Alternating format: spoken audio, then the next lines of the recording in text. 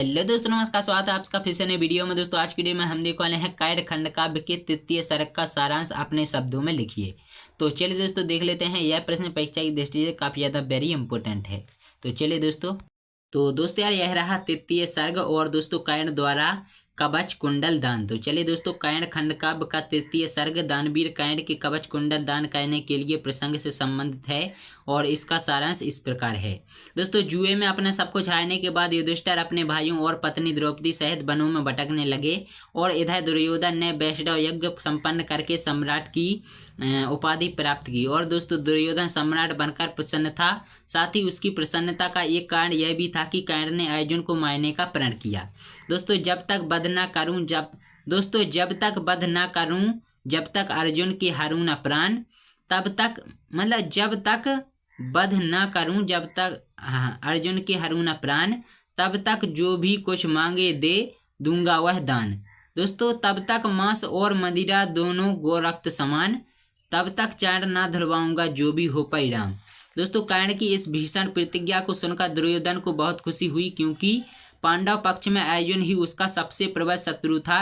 दूसरी ओर युधिष्ठिर कायड़ की प्रतिज्ञा सुनकर चिंतित थे, क्योंकि वह जानते थे कि कायड़ एक महान योद्धा है और वह अपने इस प्रण को पूरा कर सकता है। और कौरव पक्ष में भीष्म, द्रोण, कृपाचार्य, अश्वत्थामा आदि एक से बढ़कर एक वीर थे, परंतु कायड़ उन सभी में अद्वितीय था।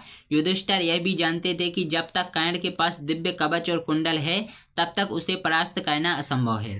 दोस्तों कायड़ के प्रण को सुनकर देवराज इंद्र भी चिंता में पड़ गए, और क्योंकि वह अर्जुन के पिता थे उन्होंने अर्जुन को बचाने के लिए कायड़ से कवच और कुंडल दान में मांगने का निश्चय किया।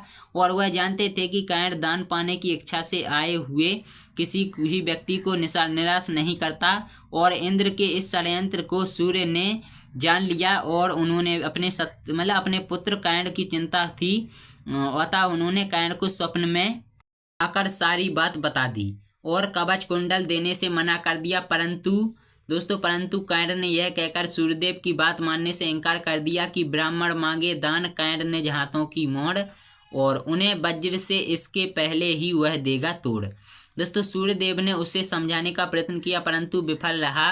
और जब इंद्र ब्राह्मण के वेश में कायड़ के सम्मुख कवच कुंडल दान में पाने की आशा में उपस्थित हुए तो कायड़ ने सहर्ष देवराज इंद्र की मूर्छा पूर्ण कर दी और उनकी इच्छा पूर्ण कर दी। और कायड़ जानता था कि कवच और कुंडल के बिना अर्जुन उस पर हावी हो सकता है, परंतु कायड़ ने अपने सामर्थ्य पर विश्वास रखते हुए दान देने का अपना प्रण पूरा किया। और वह जानता था कि इंद्र ही ब्राह्मण वेश में आए हैं, तथापि उसने इंद्र को निराश नहीं किया। और इंद्र की इच्छा तो पूरी हो गई, परंतु इंद्र को लगा कि मानो वह ठगे गए हों। उन्होंने कायड़ की मुलाकात से प्रशंसा की, और इस पूरे प्रसंग से कायड़वीर की दानवीरता का पता चलता है। उसने जीवन भर अपने इस प्रसंग का पूरी निष्ठा से पालन किया। तो दोस्तों आशा करता हूँ आप लोगों को वीडियो पसंद आएगी। वीडियो अगर पसंद आई लाइक न शेयर करना, चैनल को सब्सक्राइब जरूर कर लेना, और आगे की कहानी जानने के लिए हमारे चैनल को सब्सक्राइब करें और आने वाली वीडियो जरूर देखें।